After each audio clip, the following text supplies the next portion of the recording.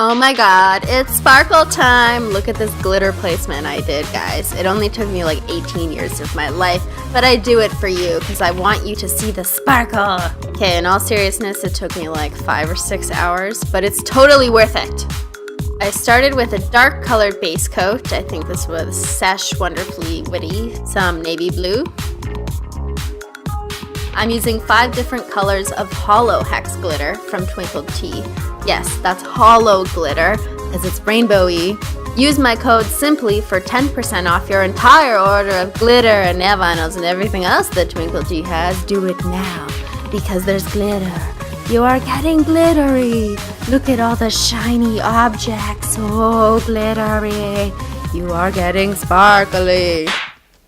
Snap out of it! It's time to get to work. To place the loose glitter on the nail, we gotta make it sticky. So we do that by using a clear polish, not a top coat, because a top coat will get too thick and dry too fast. And we just take some toothpicks, mine are cinnamon flavor, because I like to lick things that are flavored. And then you're gonna lick the tip of the toothpick, and I really don't think I need to show you that on video. And then that's how you pick up the little piece of glitter.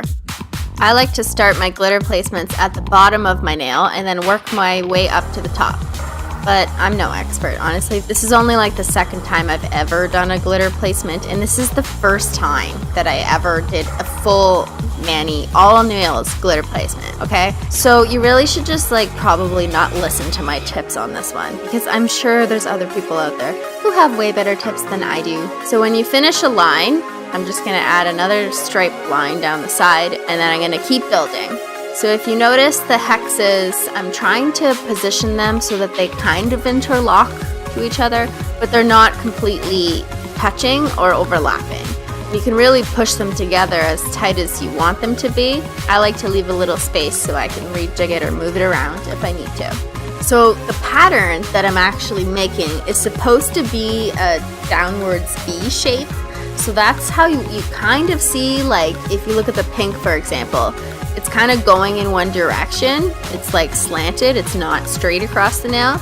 And then on the other half of the nail, I'm gonna do it going the same downwards direction, well actually upwards with the angle we're looking at it, but whatever, you know what I mean. The design I was going for kind of reminds me of those like friendship bracelets that I used to make with a bunch of knots in like grade 7 at like sleepover camp. Those were the good old days. But now we do it with glitter on our nails, which is so much more fun. Why didn't I do this when I was in grade 7? Why? The sides are always a little tricky because if you're like me and human, our cuticles are not hexagon shaped. So you're gonna have to like move them around and make it work. All right, first half of the nail's done, and now we do the second half. Only 17 more hours to go.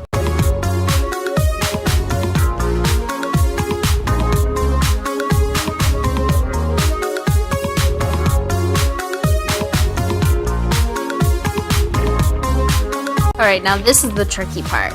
You see how at the bottom of my nail there's still some blue space, but an entire hexagon glitter wouldn't fit? I take some what they call cuticle nippers, but I don't actually ever use these to cut my cuticles. Do not cut your cuticles, they will look ragged like a dirty old man, and you don't want that. So I just cut the little hexagons in half, and this is definitely a difficult task meant for tiny little leprechauns instead of humans. Then I just kind of place them where I can, and after some point I'm like, oh, I'm so tired of cutting these stupid little pieces up into pieces, so I'm done. And I don't really care if there's extra blue space around, whatever. But there, doesn't that look pretty cool? Look at how shiny it is, and you can kind of see that it's a V. Didn't really turn out that much of a deep V as I wanted, but it's fine, I'll learn for next time. Add a really thick coat of glossy top coat to seal it all in. In fact, I added 2. I just didn't film the second one. Make sure to seal the tip of the nail as well, and by adding 2 layers of top coat and sealing the tip, the little glitters won't fall off. Because you want this mani to last. And now, it's your turn to go out in the streets and wave your hands around and cause car crashes. No, I'm kidding, please don't do that. But if you're like, need to distract the teacher from cheating on her test or something, you could try waving your nails. Like, that's probably fine because no one will die. This mani is so epic, I left it on for an entire week at work. And no one thought I was crazy in a professional office environment. Nope, not at all.